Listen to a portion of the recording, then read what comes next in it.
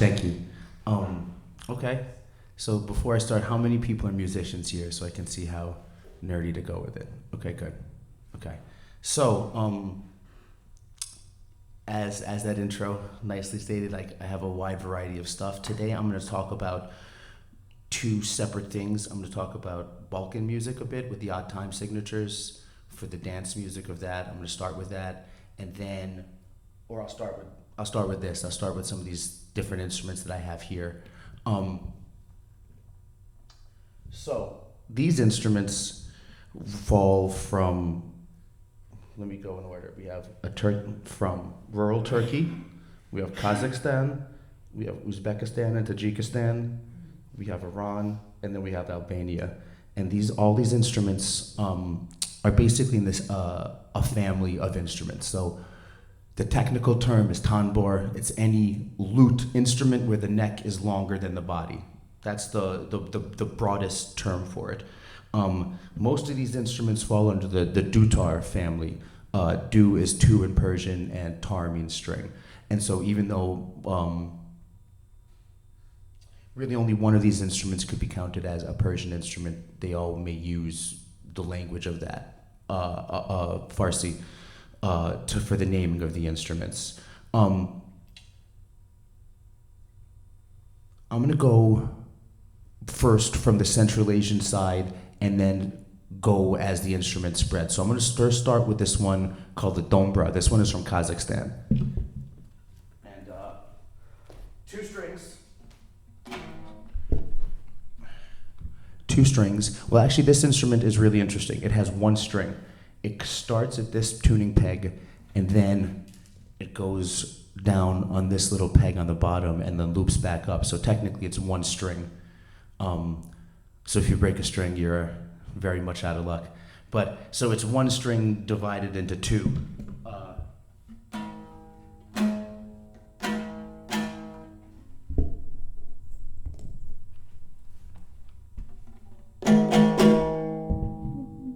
So I'm gonna improvise a bit just to show what this instrument has, some sound wise, and then I'll discuss a bit of this instrument. Pay attention to the right hand techniques. They are, when you have two strings, there's not much you can do. So you have to do a lot with the right hand in particular. So there's a wide variety of right hand techniques used for this stuff.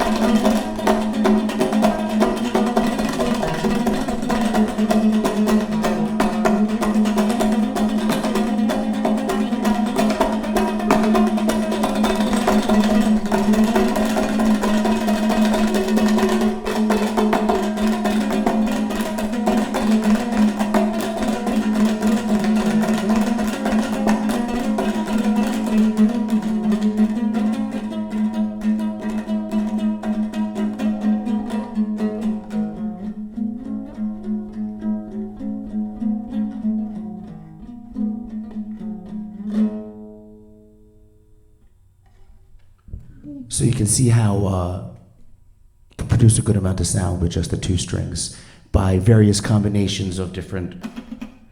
You can get basically each finger, the pad, or the nail are very distinctive sounds. So for this instrument, there is so this is a nomad instrument. This doesn't have a classical tradition behind it, but it has a very deep, very old tradition of songs that tell stories and everything. So this doesn't come from an empire, but it comes from a very long storytelling tradition. So there's a lot of varieties of ways of playing this instrument. I'm going to move to this different dutar over here now, from Tajikistan and Uzbekistan, and this is folk music, but also classical music. The classical music of this part of Central Asia is called shash makam. Shas meaning six, and makam, that's a term you'll hear a bunch today for like scale and how to, it's more than a scale, but it's like an arrangement of notes that is used for in the Arab and Turkish and Azerbaijani and Middle Eastern, even Persian music has elements of that based in that. So, but this one in particular is for the classical music of Uzbekistan and Tajikistan, which is called shash makam music. It has a folk tradition as well, which is a really cool thing about this instrument, is that dutars exist in the world between the classical and the folk. This one,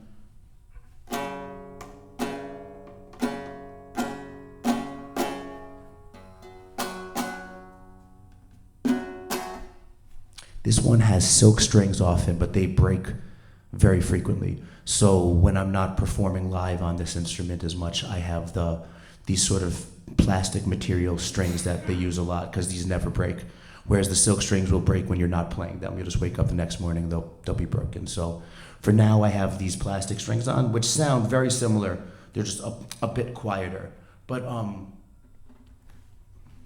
the cool thing about these instruments are that they're like half drum, 40% drum, 60% string instruments. So my right hand sometimes ends up playing a very repetitive pattern, and your left hand goes against it in a lot of interesting ways, which becomes a bit of a challenge of the instrument. So I'm going to play a tune right now. I'm going to play a tune from Tajikistan called Ufari Kalabandi. This is a traditional tune. And if you'll see that for most of this piece, my right hand is going to be doing the same rhythm that goes. I may fill it in a bit, but so slow.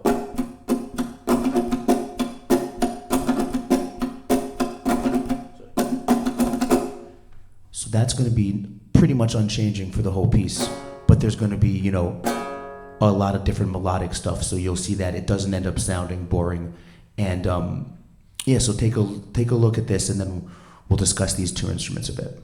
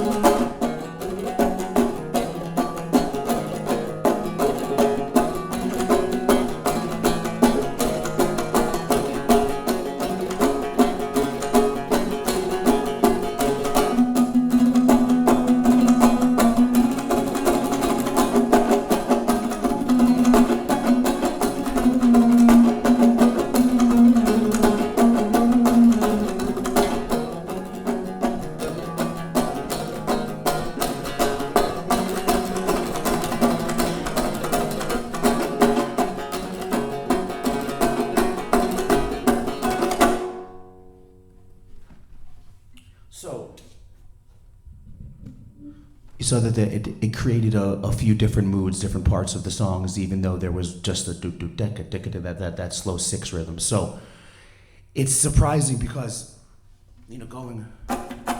So if you listen to some of those melodies, it comes on the one, and so there's a lot of things where even though this is going in a very steady fashion, the melody ends up going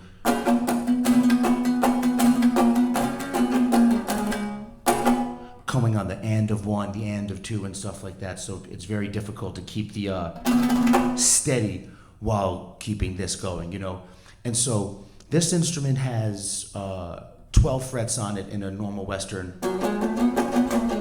scale. When the Russians took over Central Asia in the 1860s or so, these instruments became fretted. You can do some microtonal subtle, but it's not as much done on these instruments. An interesting thing is the thumb placement. So if you notice at some of those points, I would use my thumb on the low string, and that ends up inadvertently creating a harmony. But in this sort of Shashmakam music and the other Central Asian music, and this part of the Eastern music in general, there's not really a harmony concept. So when you're adding the thumb, you're not aware of in the Western sense. Like if I go like this, that implies like a 5 chord in our ears. But that's not that's not part of the music itself. So sometimes you end up adding your thumb and you get very interesting out of key notes sometimes, which is really cool. So sometimes if a piece has a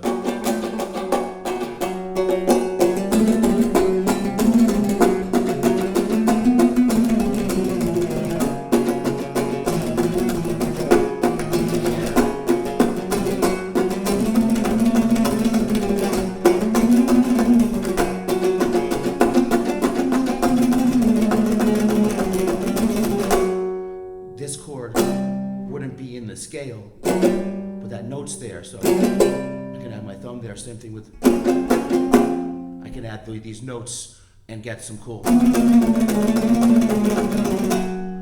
sounds that end up sounding very modern and cool in a way that aren't necessarily, thinking of harmony. You're not thinking, okay, I'm doing the minor 6, major 6, flat 5. It's you're going to melody.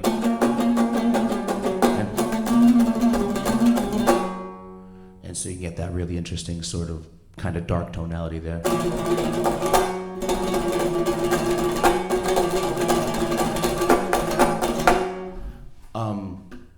Okay.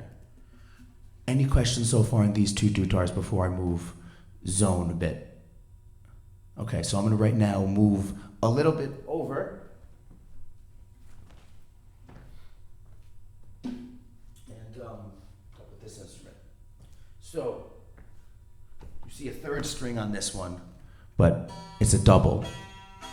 So I'm technically still the 2-string instrument. This is a very, very ancient instrument. This is actually called a tanbur.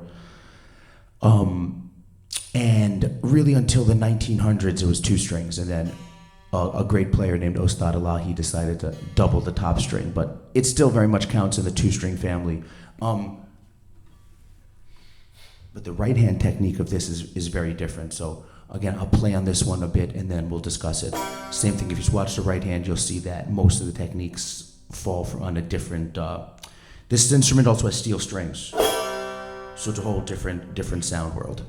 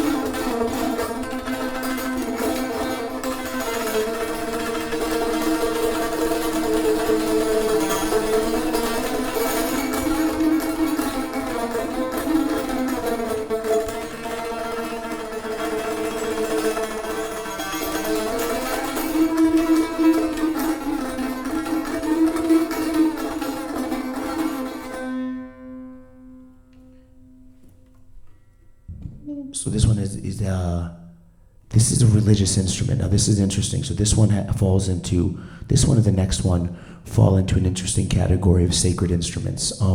Whereas this is not necessarily used in classical music or pop music. This instrument is used in religious ceremonies and a very heavy spiritual sort of music of the Kurdish people in a part of Iran, the group called the Ali Haq people, which means people of truth.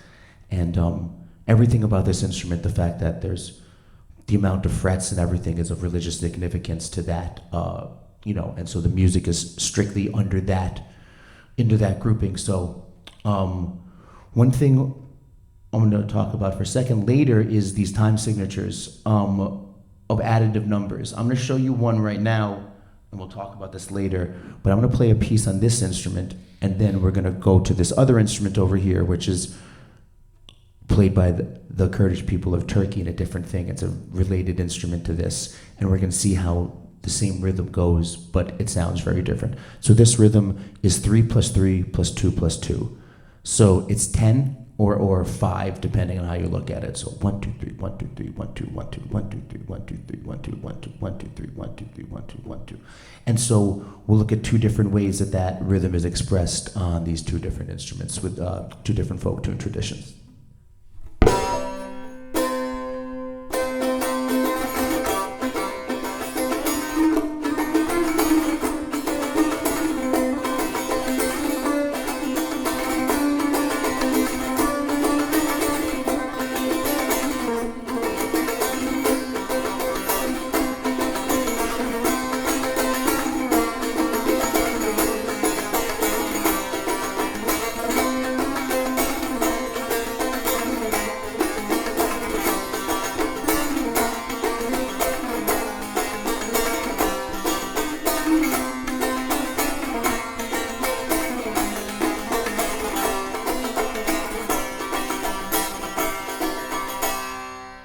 So if you hear that one,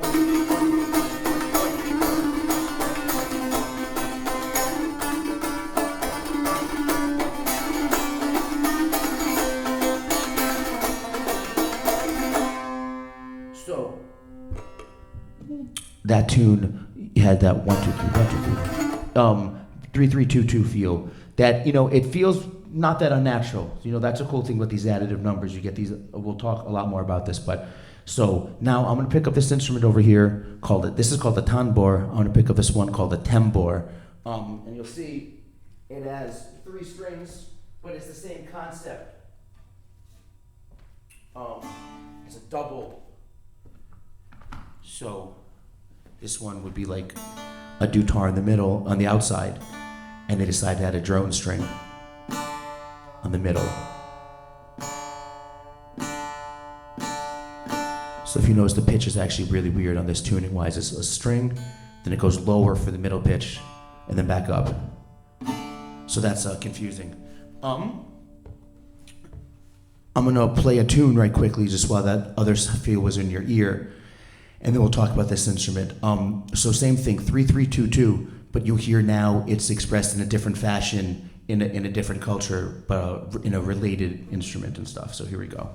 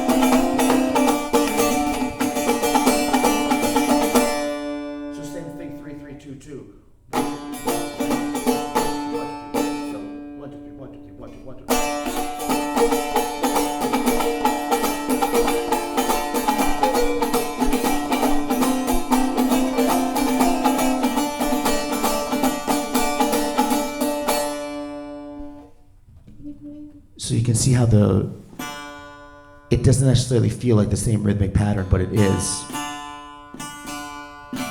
So, if you notice on this instrument, the frets are not evenly spaced. So this is, we're going to talk about microtones a little bit. So this has microtonal fretting. So as we spoke about some of the other instruments before, had like the 12 frets in the normal Western setting. This doesn't. This has more notes in some respect and also less notes in some respect. This is an instrument that again falls neither in like in a folk nor classical thing. This is as a religious instrument, this is only tuned for the notes specifically needed for their sacred music. So, for example, the second, that's not a tempered Western second. Same thing for the sixth down here. You hear that? That's a little, it's gentle, it's not very distant, but it's same thing.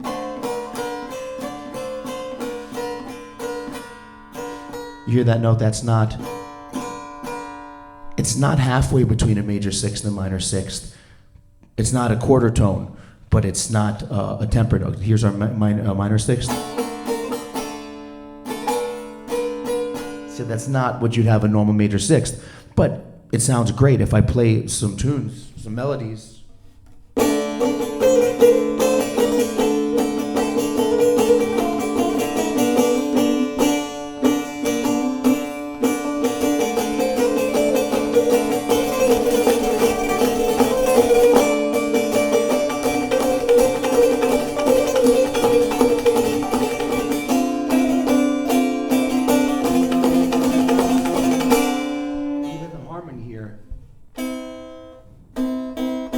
You can hear that, right? That's not quite a major third. This is a minor third, but this is not exactly a major third, but it doesn't know if I'm in context.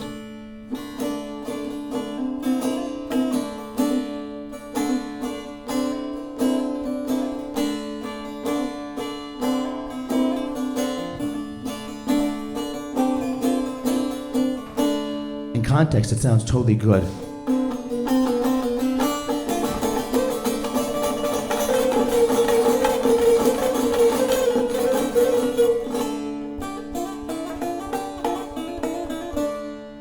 So microtones, they sound weird when you try to force them into a thing where they may not be the thing. If you have a piano piece and you try to microtone it, it sometimes sounds out of tune. Whereas if you have, this music is designed for it, so going,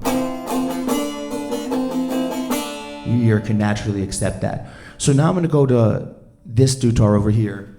This one is the most,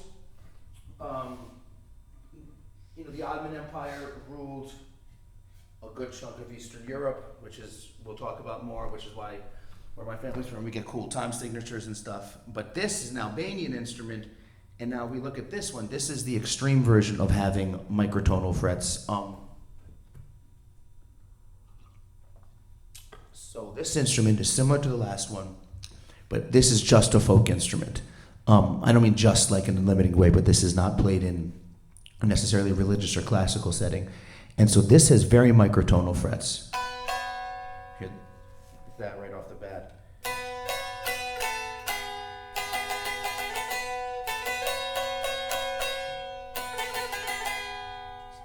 Same thing, it's the second and the sixth. They're both, Maqam Husseini, that would be the scale that both of these would be tuned to equivalent-wise.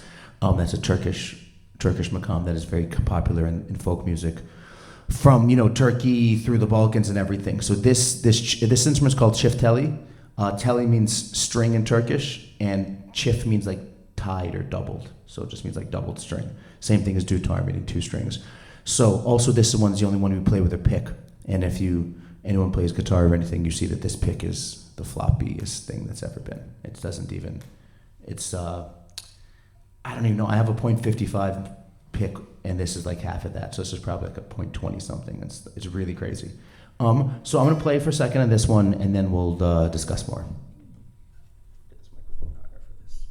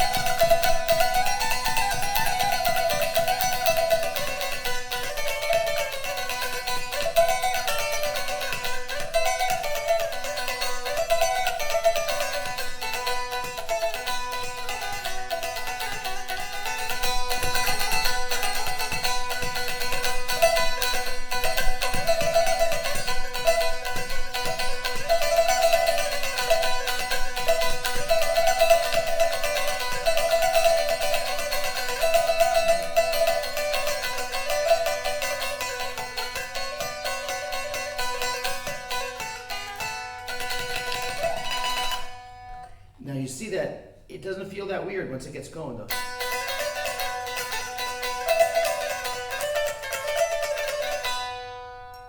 Even over a drone note.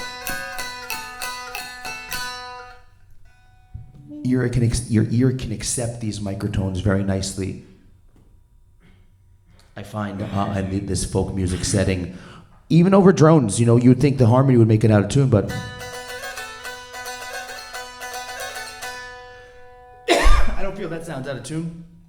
do we have any questions so far about these instruments before I move over to some of the electric stuff? What you got? I was really interested in the religious aspects of the tambour. Yeah. So there are, in this vast region, there are some minority religious offshoot groups of different ones. The one on the far right, that's a group called the Alevis, not the Alawites. They're called the Alevis. They exist in rural Turkey a lot, and that is the sacred instrument for their ceremonies. And the same thing, so that they're largely Kurdish, not entirely, but a lot of Kurdish people. And then the tanbur over here. That is another similar thing. As I said, they're called the Ali Haq people, and another group. And these instruments are used to sing religious songs, and only used during the ceremony. It's not like there's a concert. Now in Turkey, not that one, but there's an instrument related to that one that's used somewhat in the concert sphere. But this instrument really is only used if you play a concert with it. It is of just the sacred music for that stuff.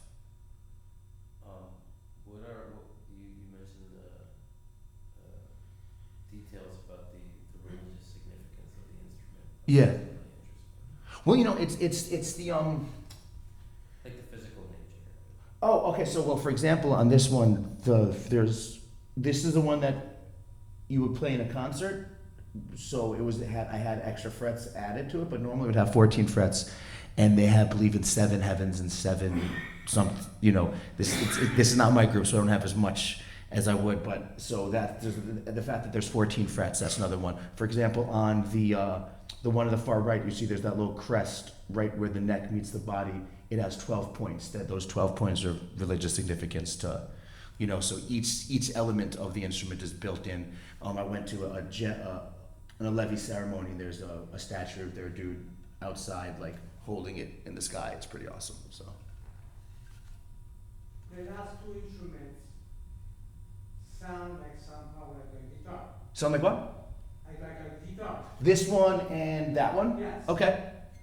Would that be fair to say that those sound like somehow not created or voiced in the guitar? Well, so the guitar, the al-oud came to the West and became al-oud became the lute when they added frets to it, and so from the lute is what the Western classical guitar comes from.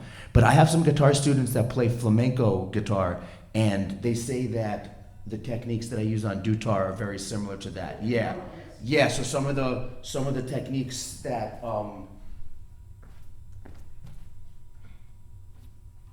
for this instrument, some of my students that play flamenco will say that like the 3-stroke that I do for this is not the same, but it's not too far removed. My 3-stroke for this is.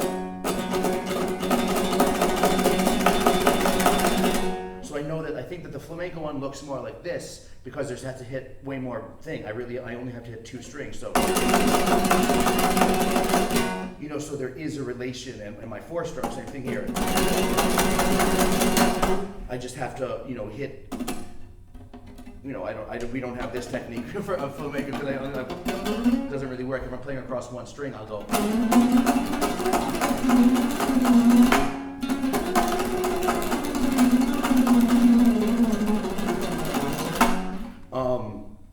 So I think the reason why these other ones sound more like a guitar though is some of it is like this one playing with a pick adds a bit of the guitar, and this has this one with the steel strings also just has a more of a.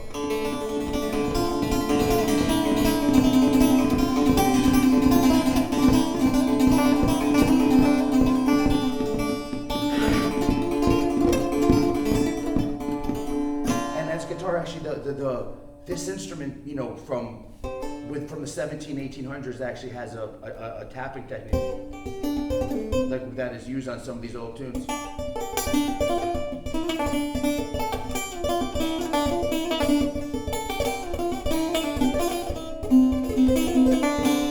So that's like 1800, 1700 style tapping, you know. So it's like this is probably the oldest instrument that has that sort of finger tapping style stuff on it. Okay. Any more questions on that element of stuff before I switch over to some of the more Eastern European stuff? Was that a question at hand? Okay, cool. So now we're going to talk a bit about. We're going to switch a bit to, as we spoke a little before. We mentioned some time signatures. So,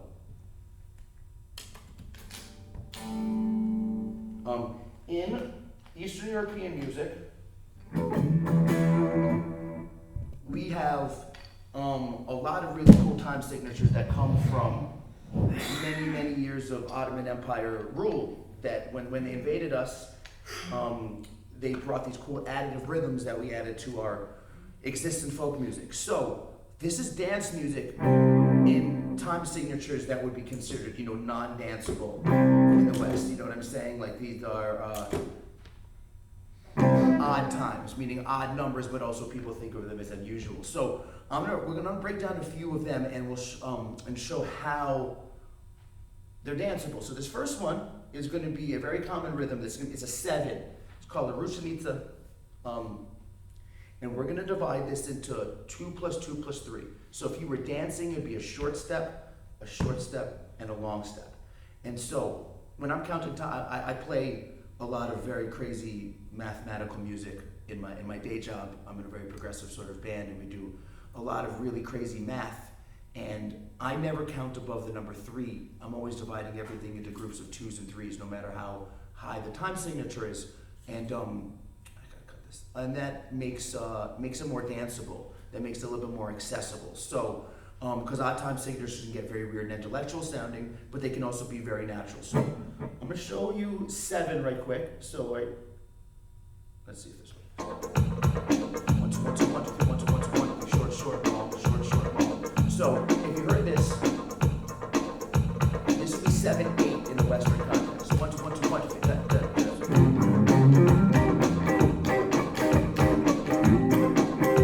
So 1, 2, 1, 2, 1, 2, 3. So I'm gonna play a traditional tune from either Bulgaria or Macedonia. I've learned a lot of these tunes are traditional tunes. You don't necessarily know who wrote them over time. So I'm going to play a song a little bit and we'll discuss it more. But so this is going to be in 7 the whole time. And so if you want to think about that, try to get with the time signature and try to keep it as you'll hear that the melody is going to go with it, and then the melody is going to go very much against it too. So it'll keep us steady.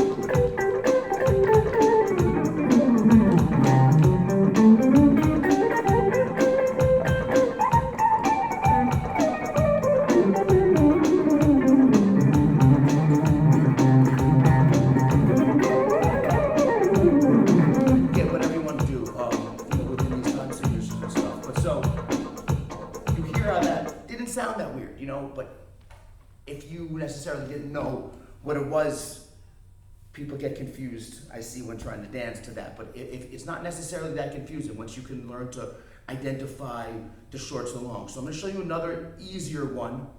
I'm going to show you a 5 right now. That rhythm was called the Kopetsditsa. This is called the Pajushko.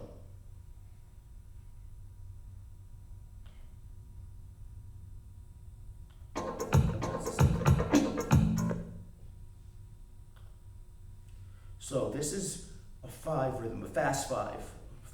Pajushkos are a fast 5 counted 2 plus 3.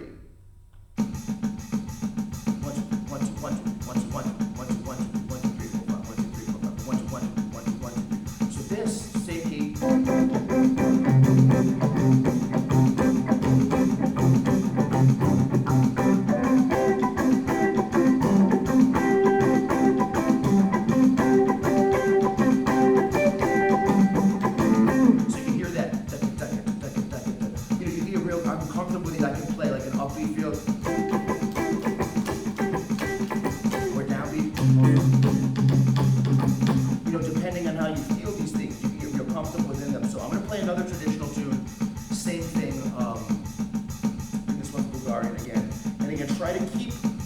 This one's going to go over the bar a lot. So my melody is going to go very much over the bar line. So if you can try to count them off. 1, 2, 1, 2, 1, 2, 1, 2, 1, 2, 1,